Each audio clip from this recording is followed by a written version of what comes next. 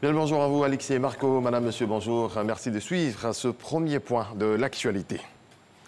Ivana Trump, conseillère spéciale du président de la République américaine, Donald Trump, est en Côte d'Ivoire. Ivana Trump a échangé avec le vice-président. Daniel Kablan-Duncan et la conseillère du président des États-Unis ont signé l'arrêté portant organisation de la direction de l'égalité et l'équité du genre. Cela permettra le décaissement des fonds relatifs au projet d'éducation du programme Compact du MCC, des fonds qui vont servir à réduire les disparités de sexe dans le système éducatif ivoirien. Démarrage effectif de la destruction de 18 000 tonnes de riz jugées non conformes. Ce riz provenant de la Birmanie a été déchargé au port d'Abidjan. L'opération de destruction a lieu au centre d'enfouissement technique de Kosiouin. L'opération va durer un mois. Les 25, 26 et 27 juin prochains se tiendront les deuxièmes journées scientifiques de l'Académie des sciences, des arts, des cultures d'Afrique et des diasporas africaines à ASCAD. Elles porteront sur la sécurité alimentaire. Didier Nguessan. On garantit une alimentation plus saine dans une société de production et de consommation de masse où règne l'usage des substances chimiques. La sécurité alimentaire est au cœur de cette problématique que soulève l'ASCAD, l'Académie des sciences, des arts, des cultures d'Afrique et des diasporas africaines. Elle organise cette deuxième journée scientifique du 25 au 27 juin prochain pour susciter la réflexion.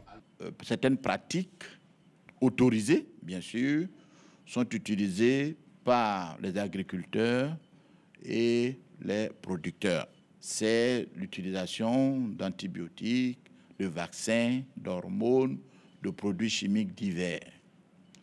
La préoccupation de l'ASCAD, c'est est-ce que ces éleveurs et autres sont suffisamment formés pour respecter ce que l'on peut appeler les délais de carence avant de mettre ces produits animaux ou végétaux sur le marché.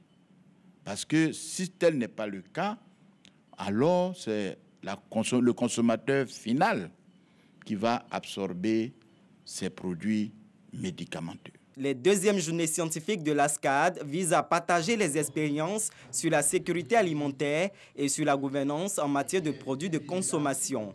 Elles verront la participation de plusieurs laboratoires, des ministères en charge de l'agriculture, de la promotion animale et des associations de consommateurs. Poussin d'or, c'est le nom d'un nouveau couvoir qui vient d'ouvrir ses portes à Adzaguié. Le lancement de ces activités a eu lieu lundi en présence du ministre de la Promotion de la Jeunesse et de l'Emploi des Jeunes.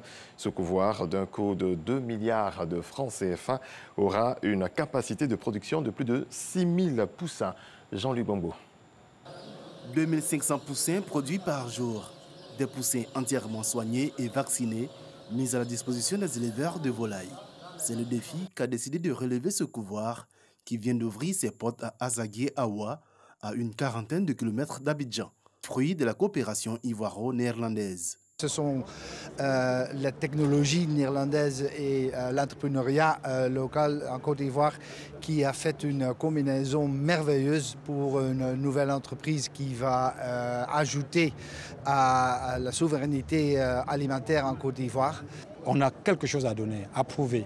Raison pour laquelle, étant dans le domaine de la filière avicole, on s'est dit qu'on pouvait quand même voir quels étaient les problèmes de la filière et apporter des solutions. Une contribution à l'autosuffisance de la Côte d'Ivoire en produits de volaille. L'usine, d'un coût de 2 milliards de francs CFA, emploie 110 personnes. Une initiative que le ministre Mamadou Touré, qui représentait son collègue des ressources animales et halieutiques, appelle à imiter. Je saisis cette opportunité pour inviter la jeunesse à initier des projets dans le secteur des ressources animales et halieutiques et les opérateurs économiques à créer des opportunités d'emploi pour les jeunes et les personnes vulnérables et participer ainsi à réaliser la vision de développement de notre pays. L'industrie avicole ivoirienne est en plein essor. Une trentaine d'unités industrielles sont en activité pour 200 000 emplois créés. Championnat d'athlétisme, 42 pays s'affrontent dans 40 épreuves pour ce 28e congrès de la Confédération africaine d'athlétisme, les 3e championnats d'Afrique des moins de 18 ans et les 14e championnats d'Afrique des moins de 20 ans.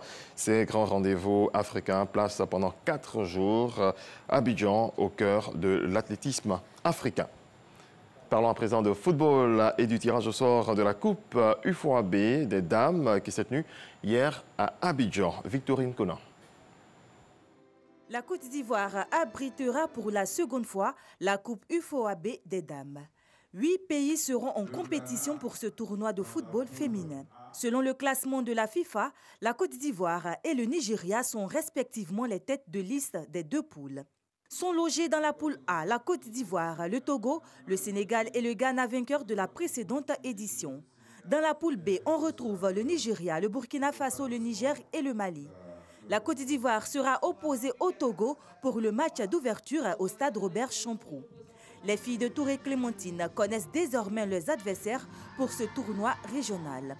C'est un tournoi comme tout autre. Nous nous préparons et nous allons aborder cette rencontre de la même manière que nous abordons toutes nos compétitions internationales. J'ai un groupe de joueuses très jeunes. Elles sont très jeunes et elles sont pour la plupart à leur première sélection. Voilà, donc c'est des joueuses qui ont besoin d'expérience, qui ont besoin de jouer, qui ont besoin de s'aguerrir. Tirage favorable puisque c'est encore les mêmes équipes qui vont compétir. On se connaît déjà. J'espère que nous allons donner le meilleur de nous-mêmes. Nos filles vont donner le meilleur d'elles-mêmes pour pouvoir vraiment avancer dans ce tournoi-là. Le tournoi se tiendra du 8 au 18 mai 2019 au stade Robert Champroux de Marcory et au Parc des Sports de Trècheville. Voilà, la Côte d'Ivoire sera donc opposée au Togo pour le match d'ouverture au stade Robert Champroux de Marcory. C'était un reportage de Véronique Conan. C'est la fin de ce point de l'actualité. Merci à toutes et à tous de votre attention. On se retrouve tout à l'heure à 6h30 pour parler du continent africain.